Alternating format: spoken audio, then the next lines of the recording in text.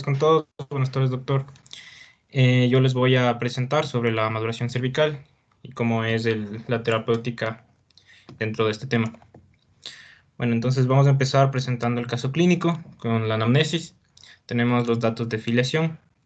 El nombre no se pone por motivos de confidencialidad.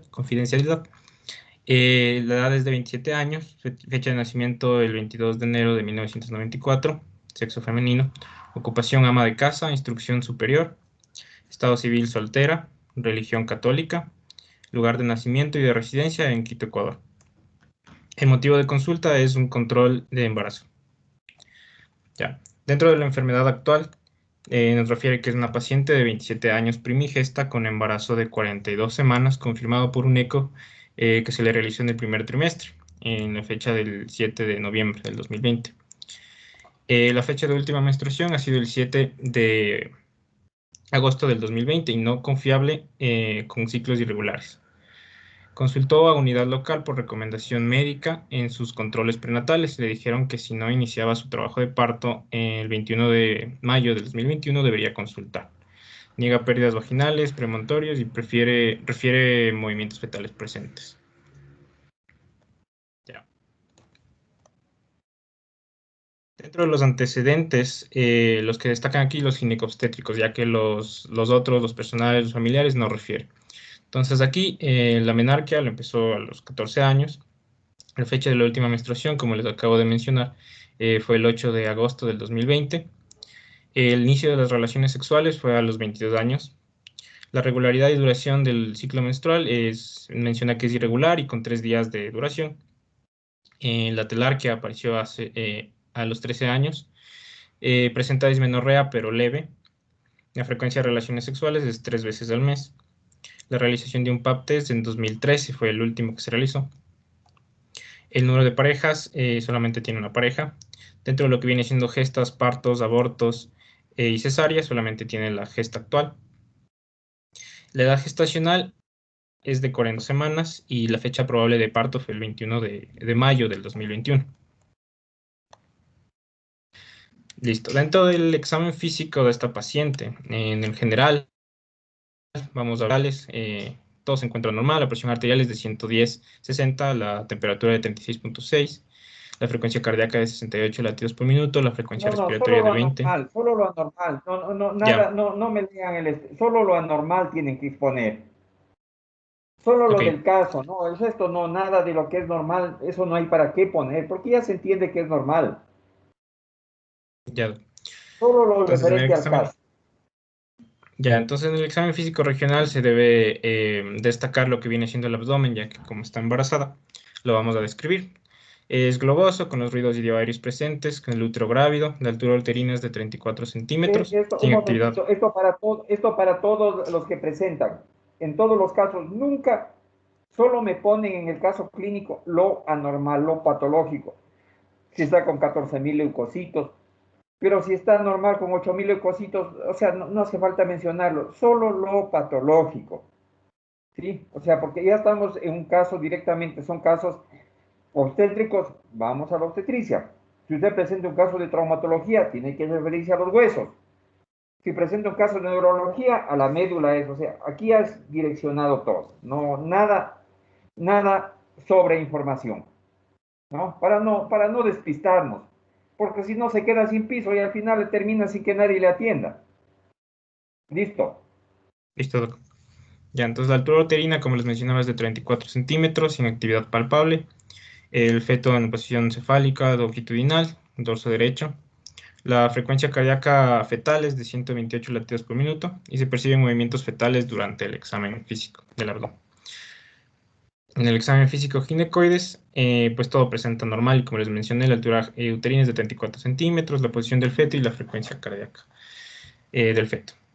El cervix es muy importante igualmente que destaquemos el examen físico, ya que con esto podemos hacer la escala de Bishop o el índice de Bishop. Entonces les voy a mencionar, la dilatación cervical es de 1 centímetro, borramiento de 50%. La apertura de la parte de presentación está en -2 y la consistencia es media y la posición igualmente es media o intermedia. Esto calculando el índice de Bishop, que es muy importante, ya luego les voy a hablar un poquito de esto. nos da un bishop de 5, que es un cervix que no es favorable. Ya les voy a ir explicando luego. Dentro de los exámenes complementarios tiene todo normal. Le hicieron una biometría y un emo. Y también le hicieron un ecodoppler. Aquí, Doc, sí no sabría interpretarle muy bien el eco, debido a que, pues bueno, aún no recibimos la materia como tal, pero en el informe sale que es normal. Ya. Dentro del diagnóstico, el presuntivo, pues un embarazo prolongado y el definitivo igualmente, un embarazo prolongado de 42 semanas. ¿Cuáles son las conductas y procedimientos a realizar? Como el embarazo prolongado puede tener complicaciones, debemos iniciar la maduración cervical e inducir el parto a las 6 de la mañana debido a que no presenta cambios cervicales en las horas subsecuentes. Y obviamente tenemos que realizar siempre un monitoreo fetal para asegurarnos de la seguridad del feto. Ya, entonces pasando a la terapéutica razonada. Empezamos definiendo el problema, pues es un embarazo, como les acabo de mencionar, prolongado de 42 semanas, a la que se le va a realizar una maduración cervical para inducir el parto. ¿Cuál es la hipótesis terapéutica? ¿Cuáles son los fármacos que nos pueden servir según la bibliografía? Pues los análogos de las prostaglandinas, como vienen siendo la prostaglandina E2 o la 1, ya vamos a mencionar cuáles son. Hormonas oxitóticas como la oxitocina, y antagonistas del receptor de progesterona. Hay otros fármacos también que se mencionan, sin embargo, no son tan estudiados ni tan utilizados. Entonces, por eso esos tres son los principales. De igual manera, no todos están en Ecuador. Ya les voy a ir diciendo eso. Los objetivos, el general, pues es, como les mencioné, producir la maduración cervical y conducir el parto a través de métodos farmacológicos. Dentro de los objetivos específicos, pues permitir que el parto vaya progresando hacia un parto vaginal, es decir, evitar una cesárea, que esto ya se hace en las complicaciones. Y obviamente auxiliar y salvaguardar la salud tanto de la madre como del feto. Ok. Metiéndome ya en la fisiopatología, me gustaría solamente mencionarles por encima cómo es la fisiología del parto. No me quiero meter mucho debido a que esto ya recibiremos en gineco. Entonces, tiene 4 fases. La fase 1, que es la fase de inactividad o preludio al parto.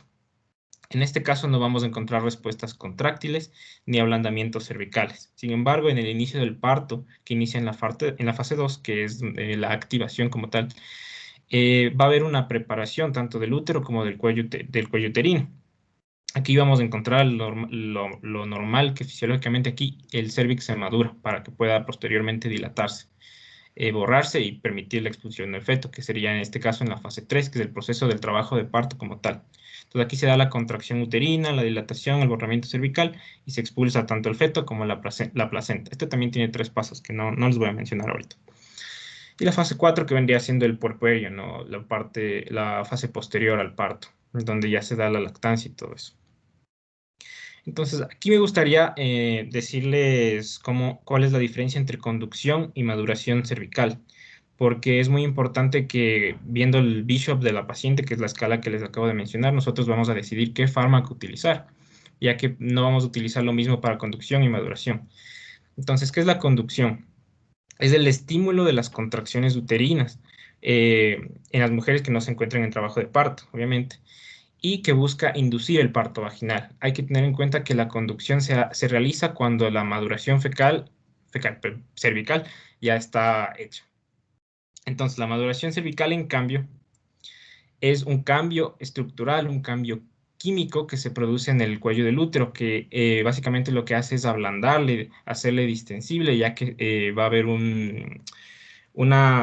se va a disolver el colágeno y se van a aumentar lo que viene siendo el hialuronato, igualmente se va a disolver los proteoglucanos, los glucosaminoglucanos.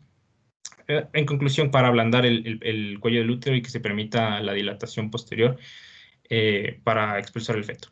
¿Cuáles son las sustancias que actúan dentro de estos procesos? Dentro de la conducción vamos a encontrar que la oxitocina, las prostaglandinas, la progesterona y los estrógenos permiten la conducción, mientras que en la maduración las prostaglandinas, los estrógenos y la relaxina. Esto es importante ya que nos permite elegir, por así decir, qué fármaco vamos a utilizar al momento de conducir el parto o de madurar el cérvix.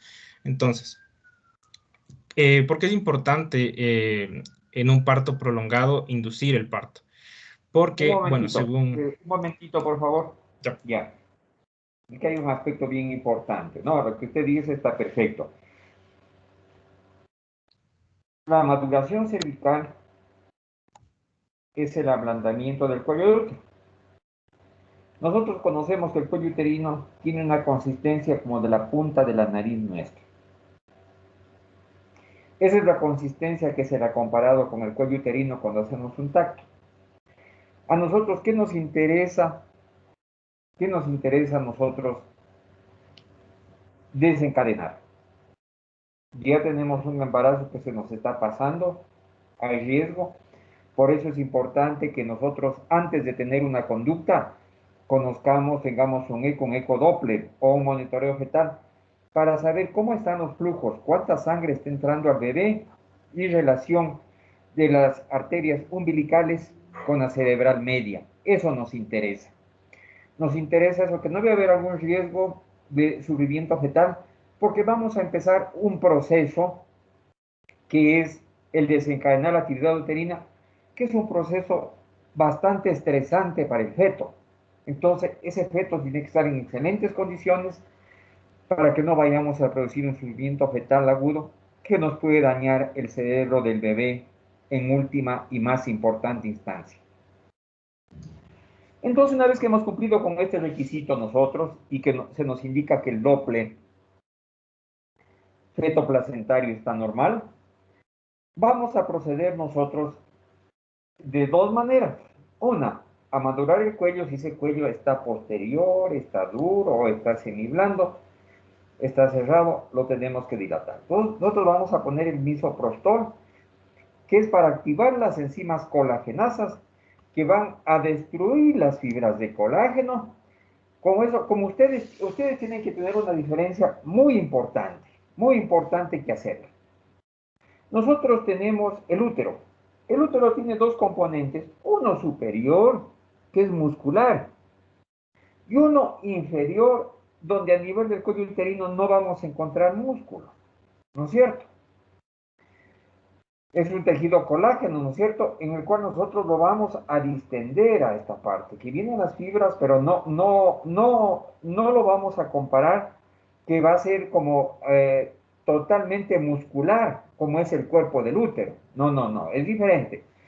Por eso es que nosotros acá en el cuello del útero vamos a realizar un proceso de hidratación del cuello del útero.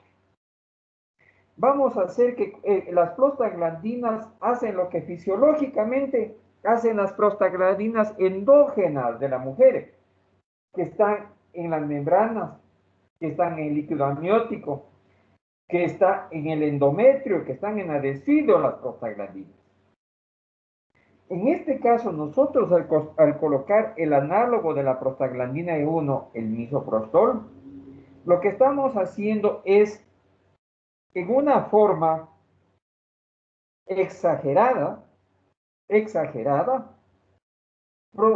colocando una gran cantidad de prostaglandinas que a nivel de este tejido lo van a hidratar, lo van a ablandar, lo van a dilatar y por ende, una vez que nosotros logramos esto, empiezan a darse los cambios fisiológicos del embarazo, pero producidos de manera farmacológica con el misoprostol. ¿No es cierto? Puede ser que solamente con esta medicación que su compañero le pone a la paciente ya se desencadene la labor regular. 3 en 10 y nos entra en la curva de Friedman y hacemos el partograma y va para el parto. Puede ser que normalmente nos vaya bien, pero también puede ser lo que indica su compañero. Ya tenemos un bicho, empezó con la labor y se nos detuvo el parto. Pero con un buen bicho, un bicho mayor a 6. Ya nos va a explicar él. Entonces es allí donde entramos con el otro fármaco. Entramos con la oxitocina para desencadenar las actividades de otra manera. El misoprostol ya cumplió su función, pero no fue suficiente. Completamos con la oxitocina para que haya labor de parto y pueda dar a luz. La mayoría de veces, al desencadenar la actividad uterina solo con el misoprostol, ya progresa toda la labor de parto hasta el expulsivo. Otras veces no progresa, se detiene y hay que poner la oxitocina para que continúe la labor de parto. ¿Está claro? ¿Alguna duda hasta aquí?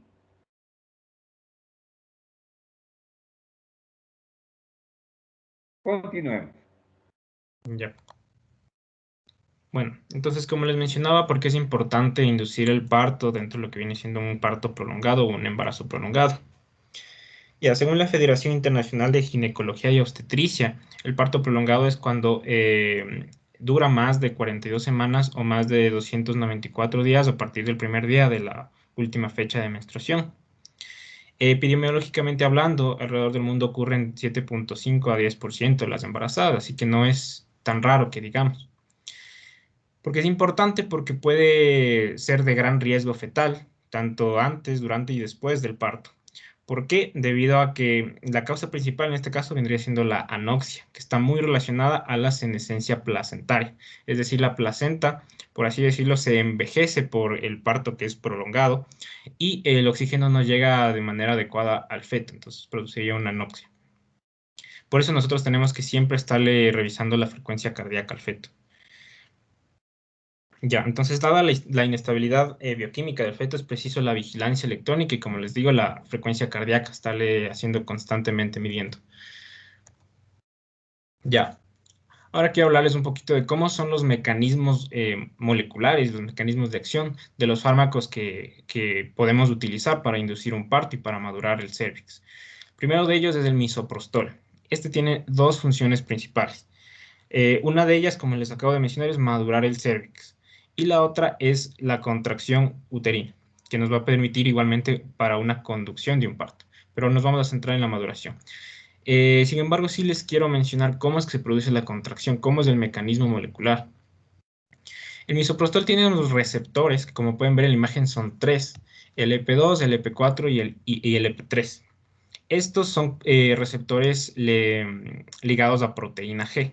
Es decir, estos suelen tener, usualmente tienen como segundos mensajeros, ya sea la adenilciclasa, el AMP cíclico o el trifosfato de inositol. Bueno, estos van a generar funciones específicas en las que va a permitir la entrada de calcio, va a permitir el secuestro de calcio, va a hacer que del retículo endoplasmático salga calcio y aumenta la concentración del mismo en la célula. Este calcio se va a unir a una proteína que es la calmodulina y esto va a permitir la activación de una enzima que es la linasa de cadena ligera de miosina. Esto, gracias a una ATPasa y gracias a la interacción con la miosina, va a permitir la interacción de la actina con la miosina, que como sabemos son las fibras que permiten la contracción muscular. Entonces, de esta manera se produce la contracción uterina. Pero como les acabo de mencionar también, la maduración cervical activa las colagenasas, permite que en el cérvix, bueno, el colágeno altera su estructura, se degrada, también se degradan los glucosaminoglucanos, específicamente el dermatansulfato o el condroitinsulfato también. ¿Y qué hace esto? Que el útero, perdón, que el cuello del útero se haga más blando, porque ahora permite una mayor entrada de agua en los espacios en donde estaba el colágeno y también de hialuronato, que permite igualmente que se haga más blando el cérvix. Y eso es muy importante para el parto. Ahora hablándoles de la oxitocina, esta en cambio está dedicada principalmente a la contracción del útero, no como tal a la maduración. Por eso esto nos permite para conducir el parto y no para madurar el cérvix. Entonces, el mecanismo molecular para la contracción es muy similar. Igualmente tiene receptores acoplados a proteína G. En este caso, el segundo mensajero sí es el IP3, ¿no es cierto? Que se origina a partir de la escisión del fosfatidilinositol gracias a la enzima fosfolipasa C. Entonces, este IP3 va a hacer lo mismo, va a permitir el aumento de calcio, va a evitar que se secuestre en el retículo endoplasmático y más bien lo contrario, que salga del retículo endoplasmático, aumenta las concentraciones de calcio en las células, se une a la calmodulina y todo el proceso que les acabo de mencionar anteriormente, también con el misoprostol. Entonces, de esta manera se produce la contracción del útero y permite el parto. Esos son los dos principales que querían que tengan en claro. Sin embargo, sí les voy a mencionar un poquito también de la progesterona, cómo es que actúan los antagonistas de la progesterona que también nos permitirían inducir el parto. Sin embargo, aquí en Ecuador no podemos encontrar estos fármacos. Ya, entonces, la progesterona igualmente tiene receptores. Estos receptores, acordémonos que como esta es una hormona esteroide, tiene receptores en el núcleo, por lo tanto va a dedicarse a lo que viene siendo lo genético, la represión genética, gracias a coactivadores y correpresores. ¿Qué va a reprender? Pues va a reprender principalmente la conexina 43 y los receptores de oxitocina. Si disminuyen los receptores de oxitocina, pues la oxitocina no va a generar su efecto de contracción muscular y por lo tanto se va a inhibir la contracción. Y por el otro lado, la conexina 43, como pueden ver en la imagen, es parte de una placa de unión gap, que es lo que permite que las células se comuniquen, se unan y se comuniquen entre sí. Y esto es muy importante en las células musculares, porque como sabemos, las células musculares actúan como un sinsitio, es decir, cuando una se contrae, todas se contraen, como que actúan al mismo tiempo. Entonces, por eso son importantes estas uniones gap. Al disminuir este componente de las uniones, que es la conexina 43, entonces la contracción no se va a realizar de manera adecuada y pues de igual manera se inhibe la contracción. Entonces la progesterona es como un antagonista al parto, por así decirlo. Entonces, si nosotros queremos inducir el parto, ¿qué debemos hacer? Debemos inhibir la progesterona, la acción de la progesterona. Ya les voy a mencionar qué fármacos tenemos para esto, pero ¿cómo lo hace? Principalmente con una actividad antagonista competitiva en los receptores o con el bloqueo de los coactivadores y activación de correpresores para evitar la acción así de la progesterona y que sí se permita la contracción muscular. Bueno, ahora en los fármacos que nosotros tenemos, bueno, las prostaglandinas, los análogos de la E1 es el misoprostol, el más famoso, el más efectivo y el más seguro que se ha documentado en la evidencia. Y tenemos otro que es la dinoprostona, que lastimosamente aquí no lo tenemos en el Ecuador, pero no se ha documentado que sea tan eficaz como el misoprostol. Otras tenemos las hormonas oxitóticas, como la oxitocina, y otras son, como les digo, los antagonistas de la progesterona, del receptor de progesterona, como la mifepristona, que tampoco lo encontramos en Ecuador, así que no lo vamos a considerar tanto. Ya, ahora quiero hacer un paréntesis aquí para mencionarles lo que viene siendo un poquito del índice de Bishop. Como les había mencionado antes, el índice de Bishop lo que nos permite hacer es valorar si el cervix es o no favorable para el parto. Entonces, como nos da una puntuación mayor de 6 o menor de 6, si es que es mayor de 6 es favorable, si es que es menor de 6 no es favorable. Entonces, si el cervix no es favorable, lo que queremos hacer es madurar el cervix. Eso podemos hacerlo con el misoprostol o, bueno, con los análogos de las prostaglandinas. Si es que el cervix, en cambio, tiene un Bishop más de 6 y es favorable, vamos a recurrir por los fármacos que solo produzcan la contracción del útero, como viene siendo la oxitocina. Entonces, esto quiero que tengan en cuenta. Aquí dentro de los grupos farmacológicos vamos a presentarles un poquito cómo es el perfil de estos fármacos. Y empezamos hablando un poco de los análogos de las prostaglandinas, como el misoprostol, que es el principal. Como les había mencionado, es un análogo de la prostaglandina E1. ¿Cuál es su mecanismo de acción? Pues ya les expliqué. Maduración cervical y reblandecimiento del cuello del útero y también promueve la contracción muscular. Dentro de la farmacocinética, tiene presentaciones por vía oral y por vía vaginal, aunque también hay otras presentaciones como la bucal, que ya les voy igualmente a presentar un caso clínico, más bien dicho, un artículo científico sobre eso. Entonces, la vía oral tiene una absorción bastante rápida, con una biodisponibilidad de 88%. Igualmente, la vaginal tiene una mayor biodisponibilidad, sin embargo, el porcentaje no está aquí puesto. Se une a proteínas en menor del 90%. Su concentración máxima se alcanza a la 1 o 2 horas. Su metabolismo es hepático por primer paso en caso de la vía oral. Vida media de 20 a 40 minutos y la eliminación es renal y también por las veces. Dentro de la eficacia, como les mencionaba, es muy eficaz, superior al 90% según algunas bibliografías.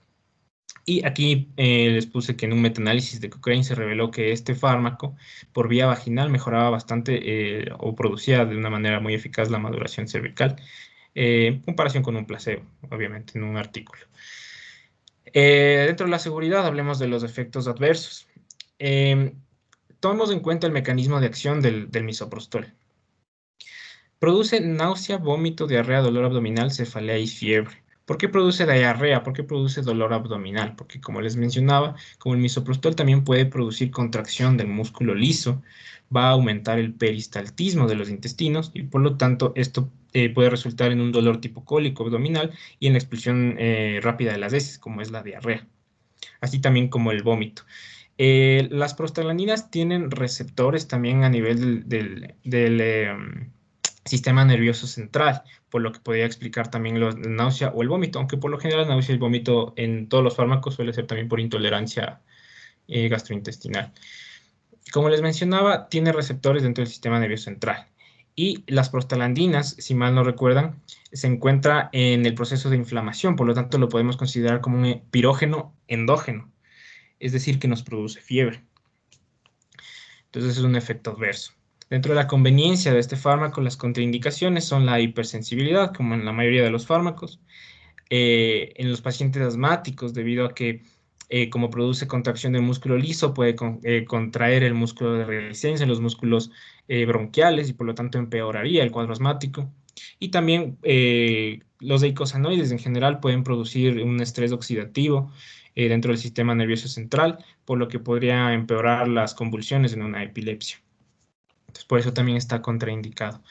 Dentro de las interacciones, pues pueden aumentar la toxicidad de ciertos fármacos como la fenilbutazona, el naproxeno, que son AINES, y aumentan también la diarrea con los antiácidos. Se encuentra en Ecuador, como les mencionaba, sí. Sí, se presenta en una tableta de 200 microgramos. Esta tableta luego lo vamos a partir en caso de ser necesario para ver las dosis. El costo en una caja de 28 pastillas, de 28 tabletas, cuesta $14 aquí en el FIBEC.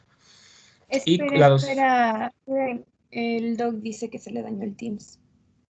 Déjame ver. chale.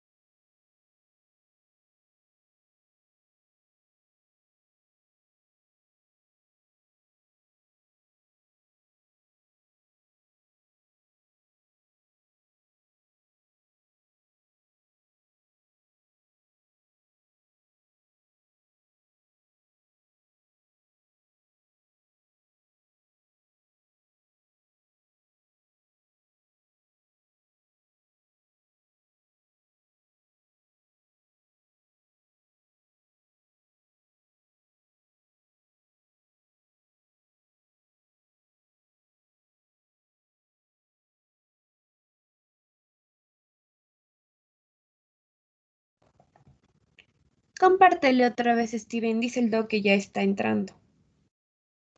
Y le comparto.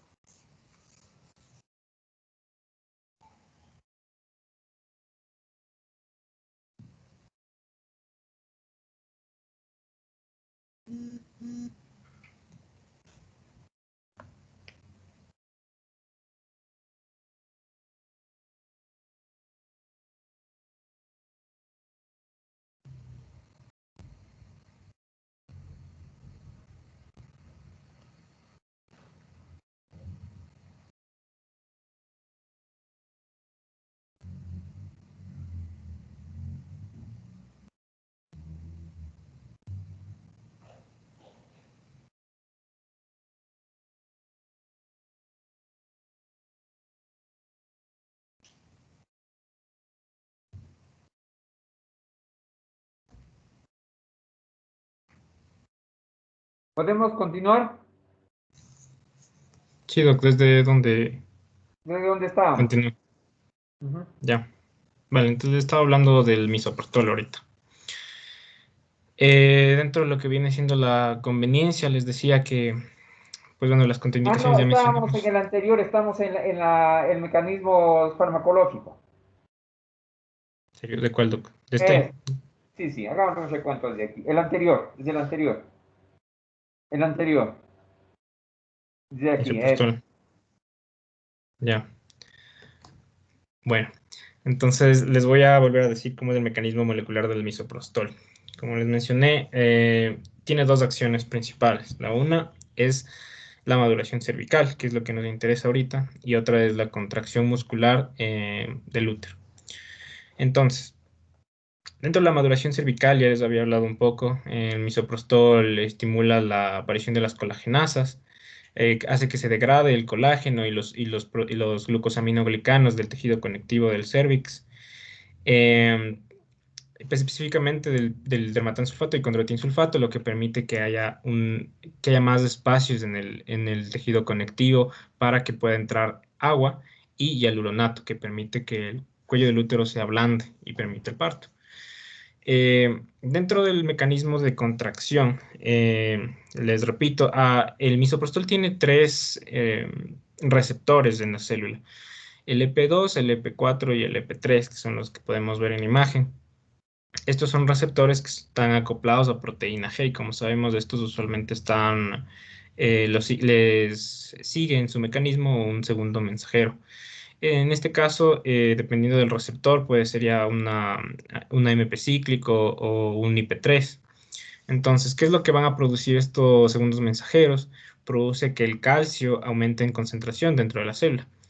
Permite su entrada a través del espacio extracelular, o permite su liberación desde el retículo endoplasmático, y también evita su secuestro.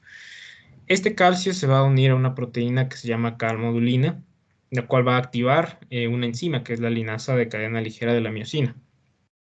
Esta enzima lo que va a hacer es activar, o más bien va a permitir que la miosina interactúe con la actina, y como saben, esto son las fibras encargadas de la contracción muscular como tal. Entonces el útero se va a contraer y nos permitiría una conducción del parto. Sí, pero lo que nos interesa ahorita saber es la maduración. Ya, en el mecanismo de acción de la oxitocina, como les decía, es muy similar igualmente, ya que produce contracción. En este caso no va a producir maduración, no es efectiva para la maduración. Y el mecanismo es parecido.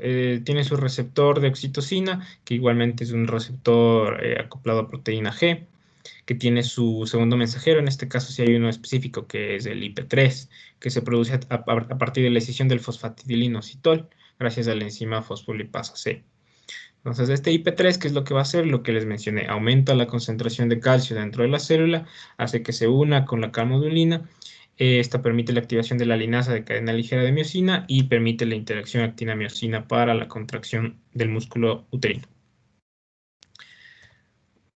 Ya. Y como les decía también de la progesterona, que Bueno, que también tiene sus receptores, que recordemos que la progesterona es una hormona esteroidea, por lo tanto va a actuar en el núcleo de la célula, por eso tiene sus receptores en la membrana del núcleo de la célula, que son el PRA y el PRB. Gracias a coactivadores y correpresores permite la represión génica de dos proteínas, que es primero de la conexina 43 y otro de los receptores de oxitocina.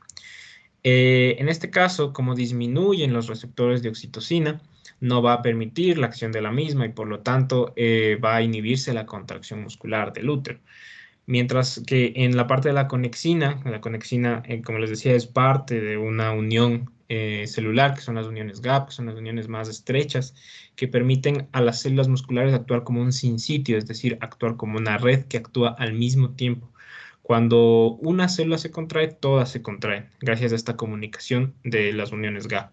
Entonces, por eso es importante la conexina 3, porque es parte de estas uniones. Y si no hay, si disminuye, la contracción no se va a realizar de una manera adecuada y por lo tanto podríamos decir que inhibe también la contracción. Entonces, el fármaco que utilizamos aquí es el antagonista de la progesterona, ya que, como les menciono, la progesterona actuaría como un enemigo, como un antagonista del parto, porque inhibe la contracción.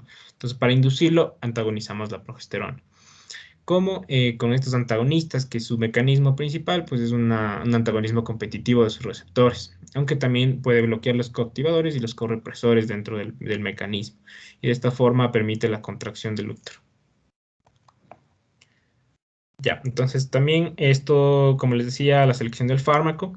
Nosotros tenemos los tres principales grupos, que son las prostaglandinas, la oxitocina y los antagonistas de la progesterona. En las prostaglandinas vamos a tener los análogos de la 1, como son el misoprostol, y de las de 2, como son la dinoprostona. El misoprostol es el que se encuentra disponible aquí en el Ecuador, la dinoprostona no. La oxitocina de igual manera se encuentra disponible en el Ecuador y los análogos más bien dicho, los antagonistas del receptor de progesterona, como la mifepristona, no se encuentra en el Ecuador. Ya, entonces ahora que les mencioné un poquito los mecanismos, que les decía que quiero que tomen mucho en cuenta lo que es el Bishop, lo que es la maduración, en esto de la maduración y el parto, porque el Bishop nos va a permitir saber si el cervix es favorable o no es favorable. Un Bishop mayor a 6 nos dice que el cervix es favorable, es decir, está madurado.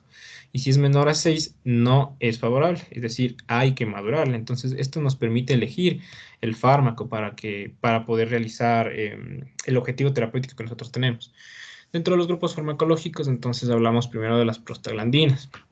Hablemos del misoprostol. Como les dije, es un análogo de la E1, prostaglandina E1. Su perfil farmacológico es el mecanismo de acción, ya les acabo de mencionar, que es la contracción del cuello uterino, perdón, del útero y la maduración del cuello uterino. Dentro de la farmacocinética, obviamente tiene varias presentaciones en vía oral, en vía vaginal, también en vía bucal, que tienen una absorción y una biodisponibilidad bastante buena. Realmente la que mejor se ha documentado es la vía vaginal.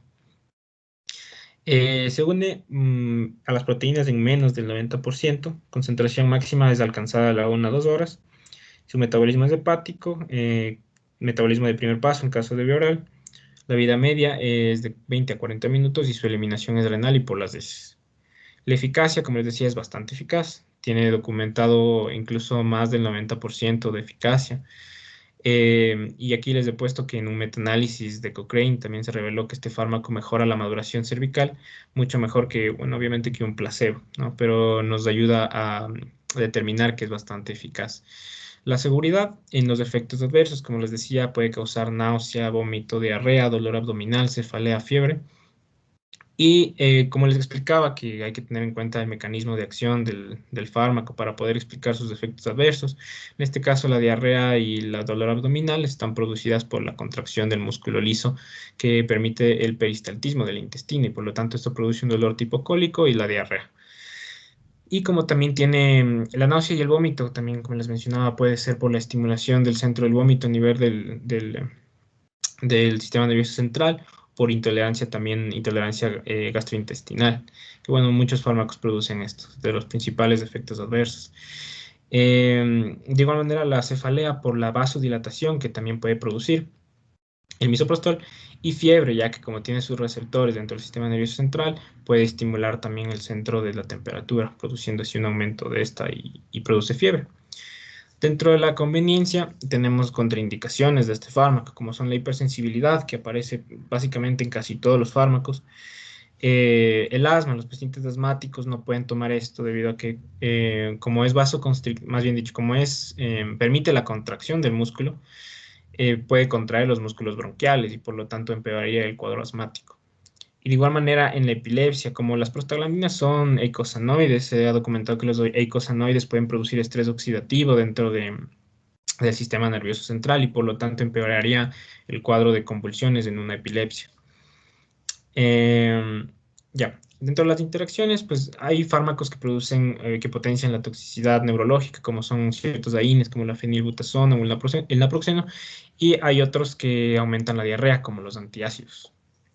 Ya, dentro del costo, la presentación viene en tableta, aquí en el Ecuador se vende en tableta, tabletas de 200 microgramos, 28 unidades que nos vienen en una sola caja, nos cuestan 14 dólares.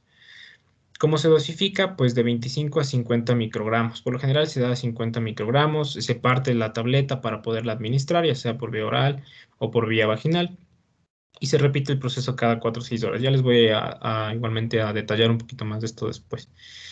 Otro análogo de las prostaglandinas que tenemos es la dinoprostona, que si bien, como les mencionaba, no se encuentra en el Ecuador y no es tan eficaz como el misoprostol. Su mecanismo de acción es lo mismo, porque es una prostaglandina, ¿cierto? Induce contracción. Dentro de la farmacocinética, obviamente la absorción es buena, rápida, concentraciones máximas alcanzadas a los 30-45 minutos, un poquito más rápido que el misoprostol. Tiene una unión proteica de 73%, metabolismo en el pulmón, en el hígado, en el riñón, y eliminación a través del riñón y y por las heces. La eficacia, les mencionaba, es menor que el misoprostol. Sin embargo, este es el primero que se usaba, la dinoprostona. Ya dentro de la seguridad, los efectos adversos de igual manera es parecido debido a que tienen el mecanismo de acción, el mismo mecanismo de acción. Y de las contraindicaciones igualmente. Hay que destacar que la dinoprostona al producir una contracción del útero puede producir una hipertonicidad del útero y esto puede ser perjudicial porque en el sufrimiento fetal puede haber traumas del feto y puede hacerle peor al feto. Entonces hay que tener mucho en cuenta eso también. El costo, como les mencionaba, bueno, aquí en el Ecuador no hay, así que como tal no pude encontrar un costo, pero sí se documenta que es un poco más elevado que el misoprostol. Y se encuentra en presentaciones de gel de 2.5 mililitros o 0.5 miligramos, o también en óvulos de 10 miligramos.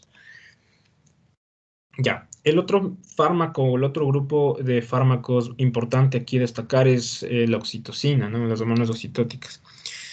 La oxitocina, igualmente el mecanismo de acción, ya les he mencionado, que es la estimulación del músculo uterino, aumentando la concentración de calcio y produciendo la contracción uterina. Dentro de la farmacocinética tenemos que la administración puede ser por vía intravenosa, que tiene una respuesta obviamente inmediata por la biodisponibilidad que es de 100%. También tiene presentación intramuscular con respuestas también rápidas de 3 a 5 minutos, ¿no es cierto? Las concentraciones en estado estacionario se suelen alcanzar a partir de los 30 a 40 minutos.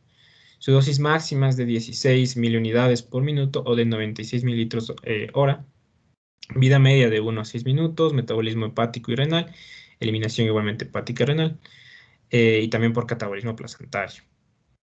Dentro de la eficacia, es muy eficaz, igualmente para conducir el parto. Evidencias y recomendaciones documentadas para la inducción y conducción del parto, ¿no es cierto? Pero no es eficaz, no es tan eficaz para la maduración cervical. Por lo tanto, no lo consideraríamos como primera opción en este caso. Ya vamos a ver una tabla que tengo. Dentro de la seguridad, los efectos adversos, de igual manera como este produce contracción muscular, también está relacionado. Dentro de la náusea y el vómito también puede ser por una estimulación de la contracción del músculo gastrointestinal, de los músculos del aparato gastrointestinal. Puede producir hipertonía uterina, como les mencioné en los anteriores fármacos también, y que esto puede llevar a un trauma fetal.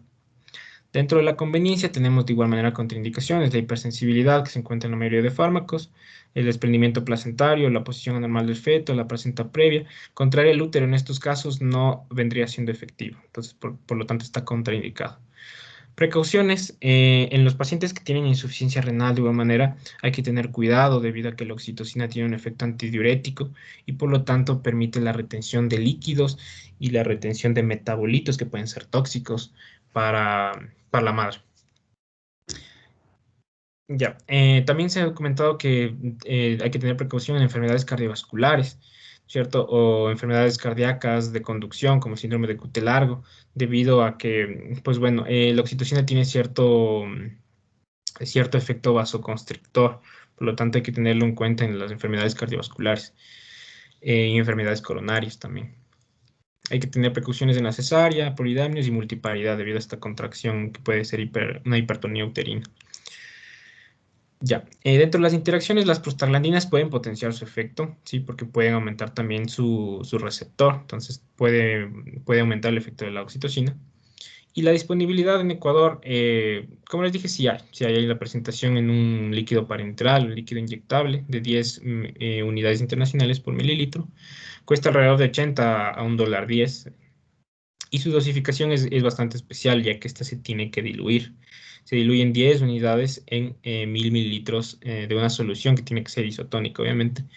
Y la velocidad de infusión se da a 2 minutos, perdón, a 2 mil unidades por minuto o 12 mililitros por hora, con una dosis incremental de 2 mil unidades por minuto o 12 mililitros la hora, cada 45 minutos, cada 30 a 45 minutos, hasta que la frecuencia de las contracciones sea adecuada para que se produzca como tal el parto. Bueno, esto igualmente lo verán en la parte de conducción, en el caso de conducción. Y por último tenemos el grupo farmacológico de los antagonistas del receptor de progesterona, como la mifepristona, que tampoco voy a ahondar mucho ya que en Ecuador no se encuentra y no es la opción más efectiva tampoco. Dentro de su perfil farmacológico también les he explicado cómo funciona, antagonismo de la acción de la progesterona. La farmacocinética, su absorción rápida, concentración máxima, la alcanza a partir de las 0.75 horas, biodisponibilidad de 69%, vida media de 38.3 horas, metabolismo hepático y eliminación por las heces y por el riñón. La eficacia. Ciertos estudios sugieren que este fármaco reducía las tasas de cesárea, porque la cesárea es una complicación bastante frecuente en el caso de cuando falla la inducción del parto.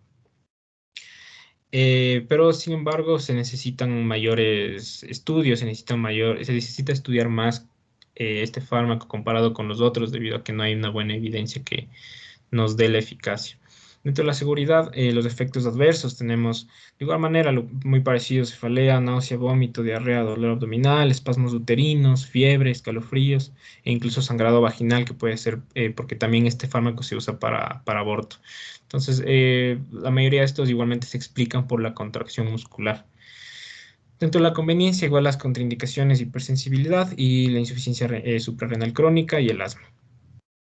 En Ecuador no hay, como les mencioné, pero podemos encontrarlo como presentación, como comprimidos de 200 miligramos, ¿cierto? Y el costo igualmente no lo pude encontrar en Ecuador, pero sí se documenta que es más elevado. Ya, bueno. Dentro de la selección del fármaco, entonces, como les digo, el medicamento P en este caso es el que mejor perfil farmacológico tenga para nuestro caso clínico. En este caso, el misoprostol. ¿Por qué? Porque el objetivo principal era la maduración. Entonces, el misoprostol es el que mejor eficacia tiene dentro del objetivo que nosotros planteamos. Y como les dije aquí, miren, aquí tengo el algoritmo del Bishop. El cervix es favorable cuando es mayor de 6. Entonces, nos vamos a la izquierda. Si es que es mayor de 6, iniciamos con la conducción del parto con la oxitocina, ya que el cervix sí está madurado. Entonces damos la dosis, vamos repitiendo hasta que se alcancen contracciones adecuadas para producir el parto.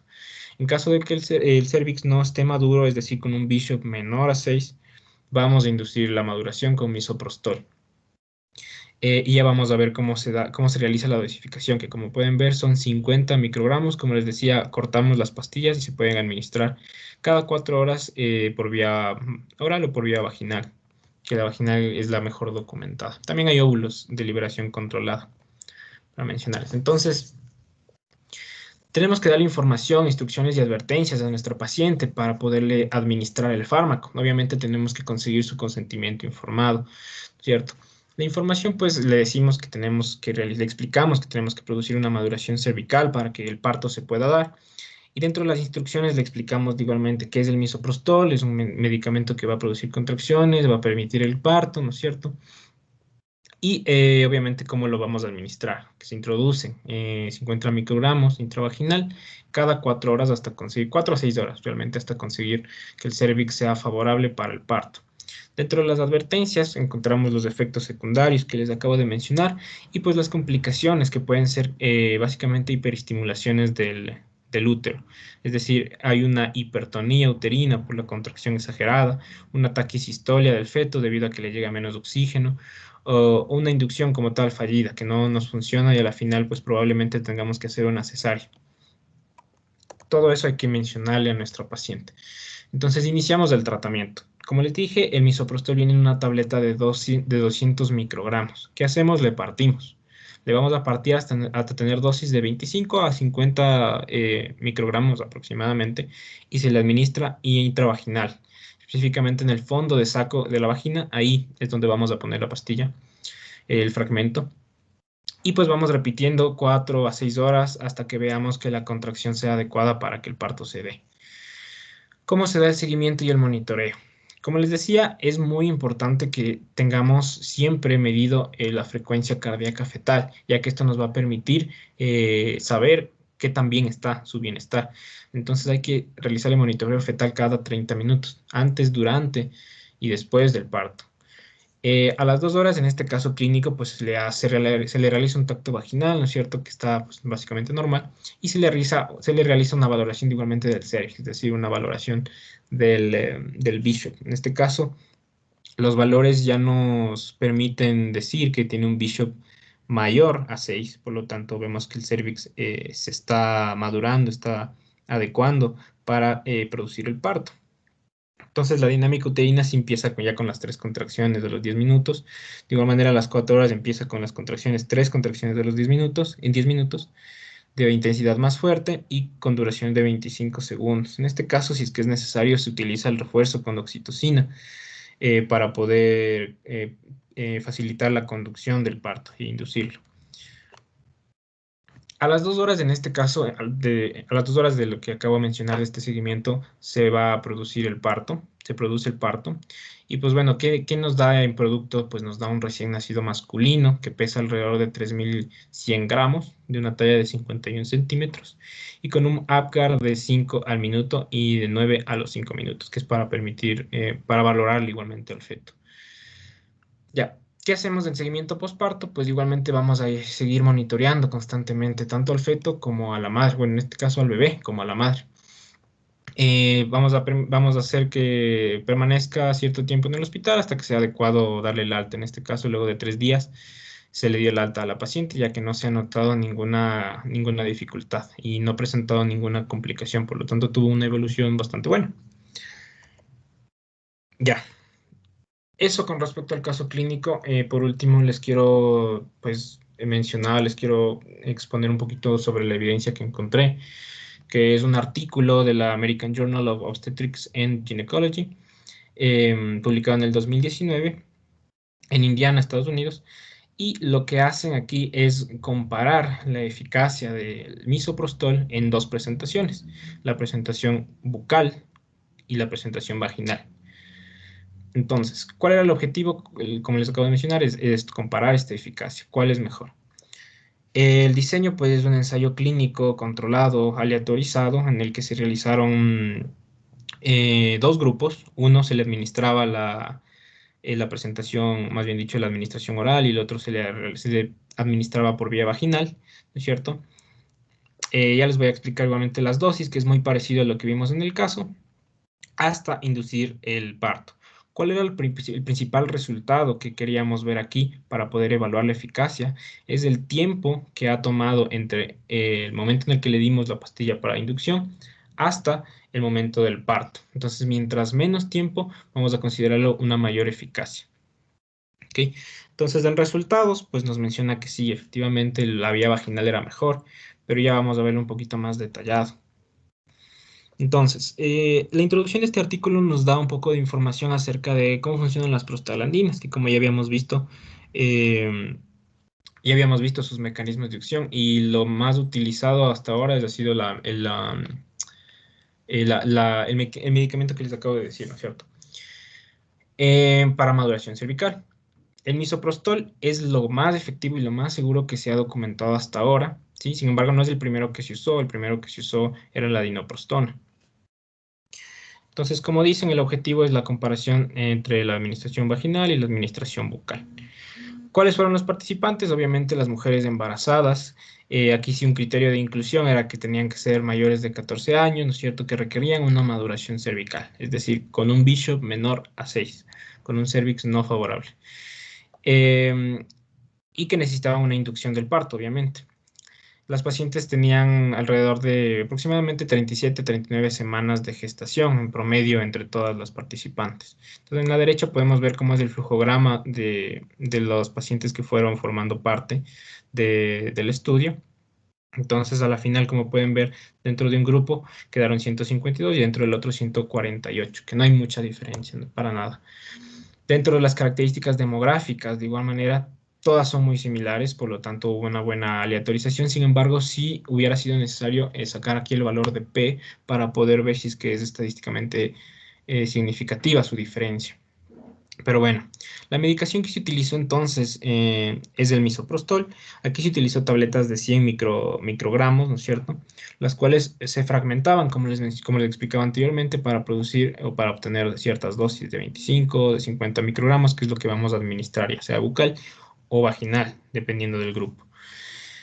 Procedimiento, entonces, al un grupo se le dio bucal y al otro grupo se le dio vaginal, ¿cierto? Una dosis inicial de 25 microgramos. Como esto hay que repetir cada 4, cada 6 horas, se sube la dosis a 50 microgramos hasta producir el parto. ¿Cuáles fueron los resultados? El primero, como les digo, es el intervalo de tiempo desde la administración del fármaco hasta el parto. Entonces, dentro del cuadrito que podemos ver acá a la izquierda, la vía vaginal es la que menos tiempo tomó en producir el parto. Como pueden ver, 20.1 horas en promedio. Mientras que la vía bucal, 28.1 horas. Se demoró más. Por lo tanto, aquí ya podemos decir que con el valor de P, que es de 0.06, que sí hay una diferencia estadísticamente significativa para decir que el fármaco administrado por vía vaginal es más eficaz que el administrado por vía bucal.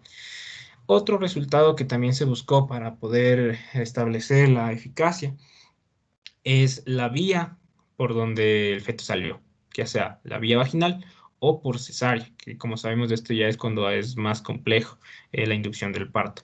Entonces, en la vía vaginal hubo más participantes que entregaron el feto en vía vaginal en el grupo del misoprostol administrado por vía vaginal, mientras que en el otro grupo, si bien sí hubo pacientes que parieron por vía vaginal, había mayor incidencia, bueno, había mayor cantidad de cesáreas debido a las complicaciones. Entonces, de igual manera, esto nos permite establecer que el misoprostol no solamente es más eficaz, sino que evita de una mejor manera las cesáreas.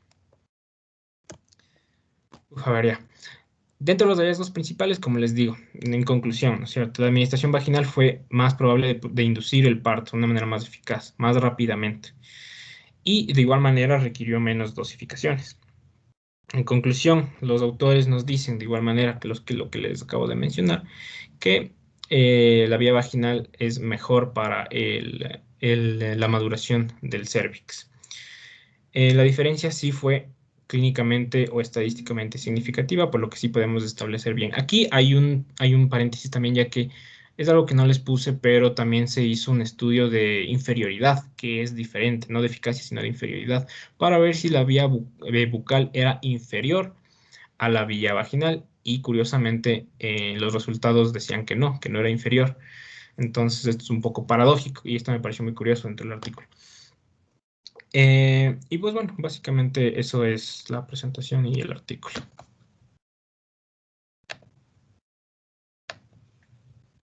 Bien, una pregunta para todos. ¿Por qué el misoprostol lo damos cada 4 horas?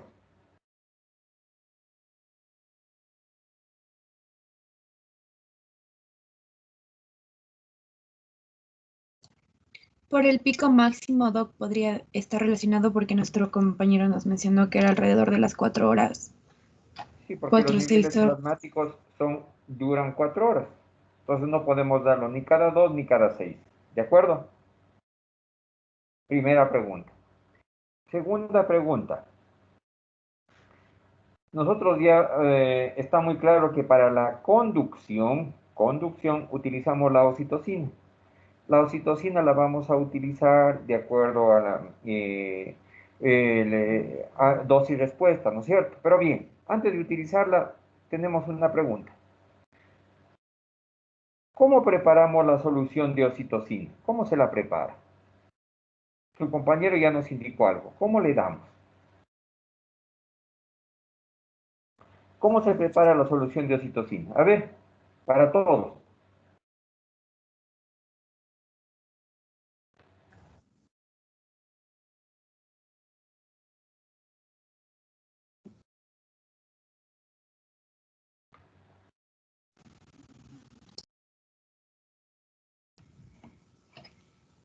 Respuestas.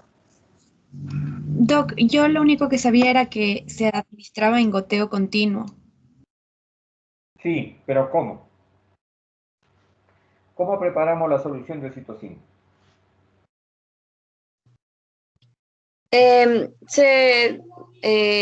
Bueno, Doc, yo había leído que se recomienda.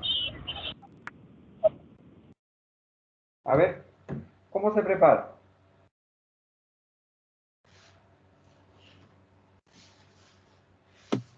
Se disuelve, Doc, 5 unidades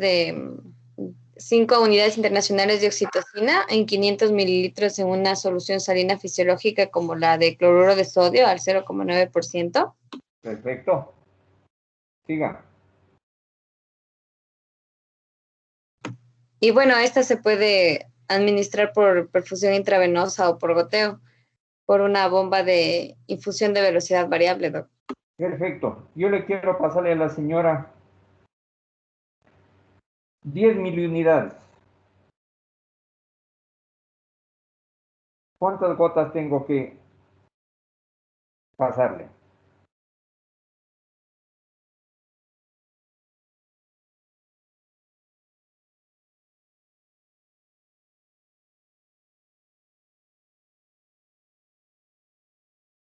Bueno, vamos a explicar sencillito, ¿no? Yo tengo aquí el pitocin, la oxitocina en ampollitas de 10 unidades, no de 5. Diluyo las 10, o sea, usted nos decía las 5.500, diluyo las 10 en 1000 de solución salina, puede ser de agua destilada, de una solución con glucosa, porque las señoras generalmente están sin comer cuando están en sala de partos, ¿no es cierto? Entonces, bien, nosotros vamos a diluir las 10 unidades de oxitocina en 1000 de solución salina. Perfecto. Mezclamos la oxitocina y vamos a tener que por cada gotita yo tengo 0,5 miliunidades. Por cada gotita. 0,5 miliunidades. O sea que si a mí me dicen pase 10 miliunidades internacionales, tengo que pasar 20 gotitas. ¿De acuerdo? Yo generalmente empiezo pasando 4 o 6 gotitas y cada 30 minutos vamos duplicando hasta que tengamos 3 en 10 contracciones. Y mantenemos el goteo para que el parto vaya evolucionando. Desde luego, esto lo hacemos nosotros con una curvita de partograma, ¿no? Desde luego se entiende, ¿no es cierto? Con la curva de alerta, que todo lo que está a la izquierda de la curva de alerta es normal. Todo lo que está a la derecha de la curva de alerta es prolongación anómala de la labor de parto. Entonces, facilito. Entonces dice, ¿hasta cuánto puede dar? Hasta 80, 82, 84 hasta 82, 84 gotas. O sea, hasta 40, 42 miliunidades internacionales. Muy facilito, ¿no es cierto? Entonces, cada gotita de la solución preparada de oxitocina, una gotita, tiene 0,5 miliunidades. Le dicen a usted, quiero que pase 4 miliunidades. Perfecto, no hay problema. Son 8 gotitas por minuto. Es el doble de gotas de las 1000 unidades indicadas. Ah, que subieron a 5 a 6 contracciones por minuto. Bajamos el goteo vamos disminuyendo. Que a pesar de disminuir el goteo sigue con actividad 3 en 10, pues perfecto, cerramos la oxitocina y vemos si ya solita van en cascada las contracciones. ¿Qué otra vez dejó de tener contracciones? Volvemos a restaurar el goteo hasta que tengamos 3 en 10 contracciones. ¿De acuerdo? Entonces vean ustedes, es muy sencillito el manejo, de la oxitocina, muy facilito. Desde luego ya sabemos que no se nos puede pasar el chorro, no nos puede pasar un accidente, hay que hacer un control meticuloso del goteo de oxitocina. Bien. Preguntas.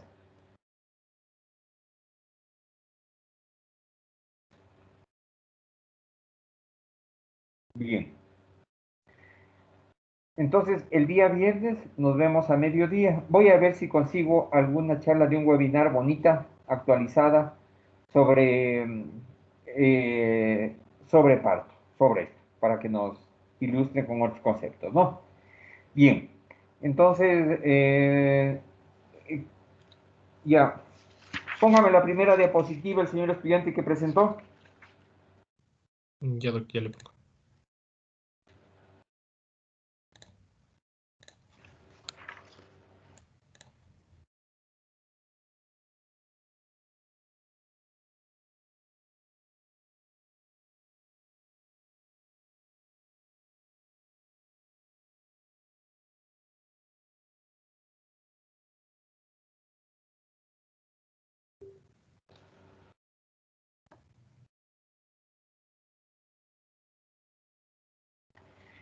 ¿Listo?